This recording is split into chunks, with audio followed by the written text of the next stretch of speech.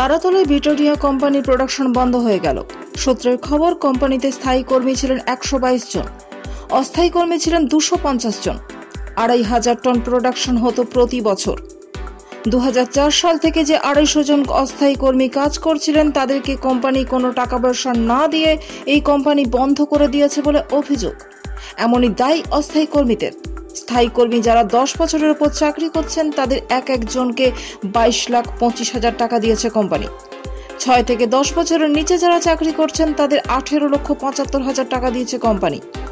এর নিচে যারা চাকরি করেছেন তাদেরকে 13,25,000 টাকা করে দিয়েছে কোম্পানি।